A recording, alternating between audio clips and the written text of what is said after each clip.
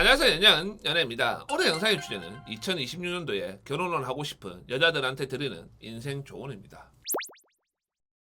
솔직히 무슨 말이 필요하겠어요. 올해도 끝났다. 분명히 2024년도 연말에는 2025년도에는 좋은 남자 만나가지고 결혼을 하거나 결혼 약속을 하거나 이렇게 되었어야 되는데 그 꿈이 산산이 부서지고 한 살만 더 먹었어요. 이제는 물러날 수가 없다. 내년에 결혼을 하거나 내후년의 초에는 결혼을 하고 싶다. 이런 여자분들한테 현실적인 부분과 동시에 인생에도 도움이 되는 조언으로 이야기를 한번 해보도록 하겠습니다. 첫 번째로 제가 이야기를 해드리고 싶은 것은 가장 중요한 거예요.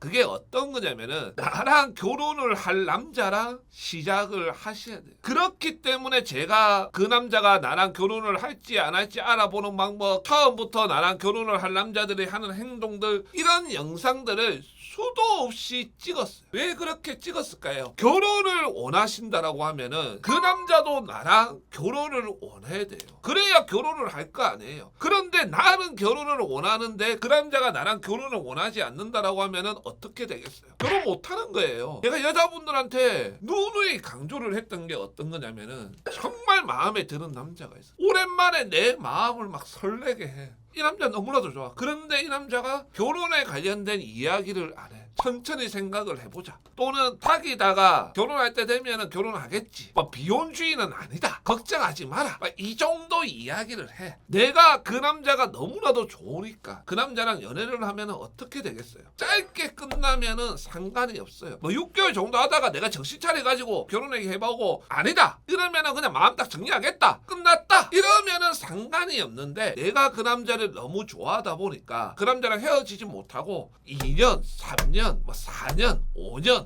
이렇게 연애를 하는 게 문제가 되는 거예요. 심지어 결혼 이야기를 해봤는데 남자는 결혼에 대해서 생각이 없어서 내가 그 남자랑 헤어졌고 그래서 내가 다른 남자들을 막 만났는데 나 좋다라는 남자들은 분명히 있고 나랑 결혼을 하고 싶어 하는 남자들도 분명히 있는데 그 남자보다는 못한 것 같아. 그래서 내가 그 남자한테 연락을 했거나 또는 그런 타이밍에 그 남자가 나한테 연락이 왔거나 이렇게 되어가지고 다시 만나가지고 또 막 1년, 2년 이렇게 연애를 하는 여자분들도 있던데 이게 진정한 미친 짓이에요. 장기 연애라는 것은 언제 해야 되냐면은 내가 나이가 막 20살이나 21살이나 이럴 때 그리고 40살 넘어가가지고 애 있는 돌싱 이런 애들 만나거나 나도 돌싱이라서 돌싱 남자 만나거나 이럴 때 장기 연애를 하는 거예요. 그런데 막 27살 때 5년 이렇게 만나잖아요. 그러면은 어떤 일이 벌어지냐면 좋은 시절 다 끝나요. 그래가지고 33살에 나오잖아요. 그러면은 내 기억 속에 연애는 28살에 멈춰져 있어. 그러다 보니까 33살 돼가지고 또 연애를 하려고 하니까 모든 것들이 혼란스러워. 모든 것들이 잘 안 돼. 어렸을 때 먹혔던 것들이 지금은 안 먹혀. 어렸을 때 쳐다도 안 봤던 남자들이 지금은 나한테 애프터도 안 하는 경우들이 생긴단 말이에요. 32, 33세 4년, 5년 만나는 거는 말할 것도 없고 그렇기 때문에 하지 말라는 거예요. 이 이야기를 듣고 공감을 하시는 여자분들 많을 거예요. 그리고 지금 현재 이런 사양에 놓여져 가지고 연애하고 있는 여자분들도 있을 거예요. 그런 여자분들한테 제가 이야기를 합니다. 네가 아무리 그 남자한테 잘해줘봐라.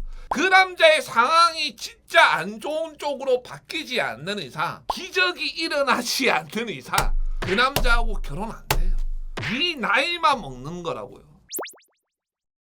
두 번째로 제가 이야기를 해드리고 싶은 것은 남자하고 여자의 차이점이기도 한데 제가 남자분들하고도 상담해보고 여자분들하고도 상담을 해보면서 느낀 차이점이 있어요. 남자들은 자기가 볼 때 현실적으로 이게 필요하다, 이게 맞다 이러면은 그냥 무조건 해요. 그냥 바꿔보자, 달라져 보자, 해보자 이런 것들이 있어요. 그런데 여자분들은 현실적으로 이게 자기한테 필요한 것도 알겠고 내가 이걸 고쳐야 되는 것도 알겠고 이걸 달라져야 되는 것도 알아요. 그런데 내가 감정적으로 그걸 하는 게 기분이 나쁘구나, 내가 그걸 하는 게 자존감이 떨어진다고 생각하거나 또는 내 감정이 별로 안 좋거나 이렇게 되면은 필요한 건데 고쳐야 되는 건데 현실적으로 그게 맞는 건데도 그걸 안 하거나 외면한다. 그렇게 되다 보니까 어떻게 되겠어요? 안 바뀌는 거죠. 안 달라지는 거. 그리고 또 한 가지가 있어요. 이거는 남녀를 떠나서 바뀌지 않는 사람, 달라지지 않는 사람들이 공통적으로 가지고 있는 건데, 그게 어떤 거냐면은 남 탓을 한다는 거예요. 내가 남자한테 집착을 하는 이유, 내가 남자한테 구속을 하는 이유, 내가 남자한테 연락이나 이런 것들을 가지고 뭐라고 하는 이유, 그 이유는 예전에 만났던 남자친구가 바람을 폈기 때문에 그런 것이다, 이런 이야기를 해요. 제가 이렇게 이야기를 하면은 그럴 수도 있잖아요, 그게 맞잖아요, 이런 말들을 하는데, 바람둥이 남자들이 어떤 핑계를 대는 줄 아세요? 어릴 때 자기는 되게 한 여자만 알고 한 여자만 사랑했던 순수한 남자였대요. 그런데 그 여자가 바람을 피는 바람에 그때부터 자기가 삐뚤어지기 시작해서 진정한 사랑은 없다라고 생각해서 바람둥이가 되었다, 이런 말들을 해요. 그러면은 여자분들이 그 이야기를 들었을 때 공감이 가세요? 미친놈 아니야, 이렇게 생각을 할 거 아니에요. 남자들도 마찬가지예요. 예전에 남자한테 받았던 상처, 그걸로 인해서 내가 이렇게 한다, 이해해달라, 이러면은 그걸 이해해 줄 수 있는 남자가 얼마나 될까요? 거의 없단 말이에요. 제가 남자 여자를 떠나서 늘 하는 말이 있어요. 그게 어떤 거냐면은 후회는 하지 말자, 반성만 하자, 이거예요. 왜 후회를 하지 말자라고 하냐면은, 후회를 하는 순간부터 내가 잘못되거나 내가 잘못 살아가거나 이러면은 그 탓을 하기 시작한다는 거예요. 내가 장사가 안 되면은 뭐 대통령 탓, 환율 탓, 온갖 탓을 다 해요. 그렇게 되면은 정작 자기 자신이 바꿔야 될 것들, 자기 자신이 고쳐야 될 것들, 그걸 안 고치게 된다라는 거예요. 음식점에 맛이 없으니까 손님이 안 오는 거지, 경기가 안 좋다, 환율이 높다, 대통령이 저래서 그렇다, 이런 이야기 해봐야 줄 서서 먹는 집은 다 존재한다라는 거예요. 그러면은 그 줄 서서 먹는 집이 되려고 노력을 해야지, 그 줄 서서 먹는 집을 폄하하고 그 집에 왜 줄 서서 먹는지 모르겠다, 그 돈 주고 저걸 왜 사 먹냐, 이런 이야기만 하면은 안 바뀐다라는 거예요.